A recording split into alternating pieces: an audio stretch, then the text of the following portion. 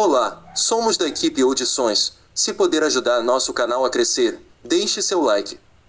Compartilhe e se inscreva, pois toda semana estamos disponibilizando conteúdo para você. E uma boa audioleitura. A carteira Machado de Assis.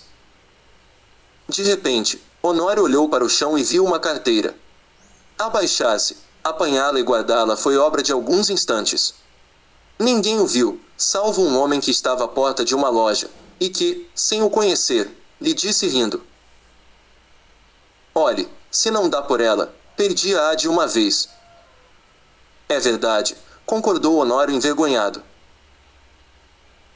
Para avaliar a oportunidade desta carteira, é preciso saber que Honório tem de pagar amanhã uma dívida, 400 e tantos mil réis, e a carteira trazia o bojo recheado.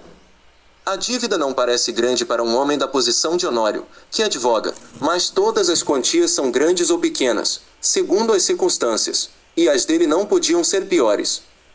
Gastos de família excessivos, a princípio por servir a parentes, e depois por agradar a mulher, que vivia aborrecida da solidão, baile daqui, jantar dali, chapéus, leques, tanta coisa mais, que não havia remédio senão ir descontando o futuro. Endividou-se.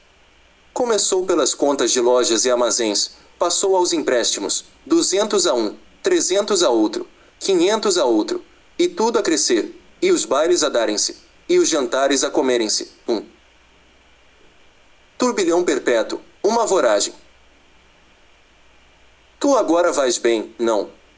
dizia-lhe ultimamente o Gustavo C., advogado e familiar da casa. "Agora vou," mentiu Honório. A verdade é que há mal poucas causas, de pequena monta, e constituintes remissos, por desgraça perderá ultimamente um processo, CM que fundara grandes esperanças. Não só recebeu pouco, mas até parece que ele lhe tirou alguma coisa à reputação jurídica. Em todo caso, andavam mofinas nos jornais. De Amélia não sabia nada, ele não contava nada à mulher, bons ou maus negócios. Não contava nada a ninguém. Fingia-se tão alegre como se nadasse em um mar de prosperidades. Quando Gustavo, que ia todas as noites à casa dele, dizia uma ou duas pilhérias, ele respondia com 3 e 4, e depois ia ouvir os trechos de música alemã, que de Amélia tocava muito bem ao piano, e que o Gustavo escutava com indizível prazer, ou jogavam cartas, ou simplesmente falavam de política. Um dia, a mulher foi achá-lo dando muitos beijos à filha, criança de 4 anos, e viu-lhe os olhos molhados, ficou espantada, e perguntou-lhe o que era. "Nada, nada." Compreende-se que era o medo do futuro e o horror da miséria. Mas as esperanças voltavam com facilidade. A ideia de que os dias melhores tinham de vir dava-lhe conforto para a luta. Estava com 34 anos, era o princípio da carreira, todos os princípios são difíceis. E toca trabalhar, a esperar, a gastar, pedir fiado ou emprestado, para pagar mal, e há mais horas. A dívida urgente de hoje são os malditos 400 e tantos mil réis de carros. Nunca demorou tanto a conta, nem ela cresceu tanto, como agora, e a rigor, o credor não lhe punha a faca aos peitos, mas disse-lhe hoje uma palavra azeda, com um gesto mau, e Honório quer pagar-lhe hoje mesmo. Eram 5 horas da tarde. Tinha se lembrado de ir a um agiota, mas voltou sem ousar pedir nada.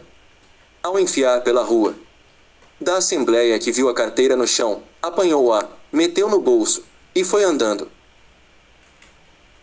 Durante os primeiros minutos, Honório não pensou nada, foi andando, andando, andando, até o Lago da Carioca.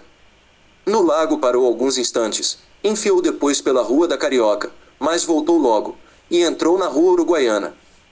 Sem saber como, achou-se daí a pouco no Lago de S. Francisco de Paula, e ainda, sem saber como, entrou em um café. Pediu alguma coisa e encostou-se à parede, olhando para fora.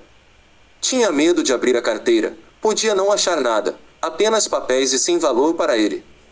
Ao mesmo tempo, e esta era a causa principal das reflexões, a consciência perguntava-lhe se podia utilizar-se do dinheiro que achasse.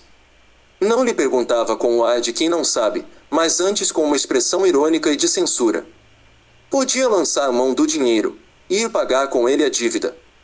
Eis o ponto. A consciência acabou por lhe dizer que não podia, que devia levar a carteira à polícia, ou anunciá-la, mas tão depressa acabava de lhe dizer isto. Vinham os apuros da ocasião, e puxavam por ele, e convidavam-o a ir pagar a cocheira. Chegavam mesmo a dizer-lhe que, se fosse ele que a tivesse perdido, ninguém iria entregar-lhe, insinuação que lhe deu ânimo. Tudo isso antes de abrir a carteira. Tirou-a do bolso, finalmente, mas com medo, quase às escondidas, abriu-a, e ficou trêmulo. Tinha dinheiro, muito dinheiro, não contou, mas viu 2 notas de 200 mil réis, algumas de 50 e 20, calculou os 700 mil réis ou mais, quando menos, 600. Era a dívida paga, eram menos algumas despesas urgentes. Honório teve tentações de fechar os olhos, correr à cocheira, pagar, e depois de paga a dívida, adeus, reconciliar-se-ia consigo. Fechou a carteira, e com medo de a perder, tornou a guardá-la. Mas daí a pouco tirou-a outra vez, e abriu-a, com vontade de contar o dinheiro. Contar para quê? Era dele. Afinal venceu-se e contou, eram 730 mil réis. Honório teve um calafrio. Ninguém viu, ninguém soube. Podia ser um lance da fortuna, a sua boa sorte, um anjo. Honório teve pena de não crer nos anjos. Mas porque não havia de crer neles. E voltava ao dinheiro, olhava, passava-o pelas mãos, depois, resolvia o contrário, não usar do acha, do restituí-lo. Restituí-lo a quem? Tratou de ver se havia na carteira algum sinal.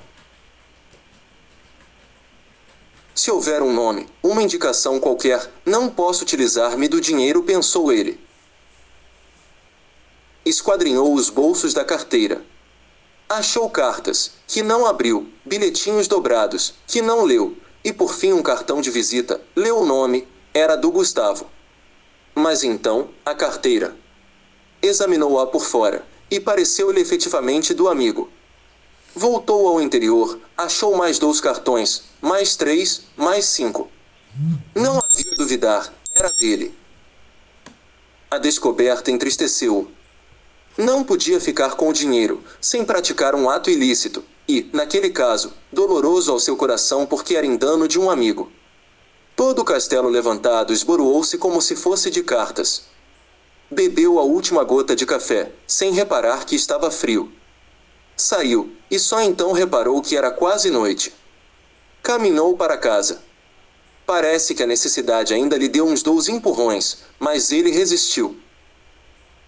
Paciência, disse ele consigo, verei amanhã o que posso fazer. Chegando a casa, já ali achou Gustavo, um pouco preocupado, e a própria de Amélia o parecia também. Entrou rindo, e perguntou ao amigo se lhe faltava alguma coisa.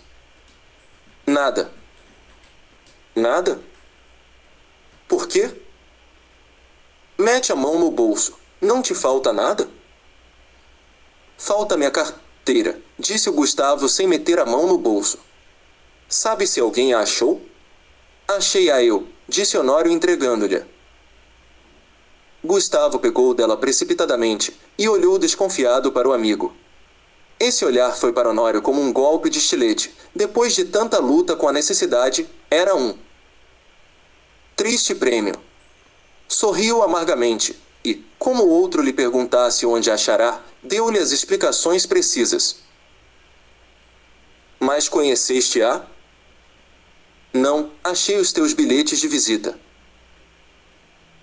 Honório deu 2 voltas, e foi mudar de toilette para o jantar. Então Gustavo sacou novamente a carteira, abriu-a, foi a um dos bolsos, tirou um dos bilhetinhos, que o outro não quis abrir nem ler, e estendeu-o a de Amélia, que, ansiosa e trêmula, rasgou-o em 30 mil pedaços. Era um bilhetinho de amor. Se você gostou de nosso conteúdo e ainda não é inscrito em nosso canal, se inscreva, curta e compartilhe para ajudar em nosso trabalho. A equipe Old Sons agradece pela preferência.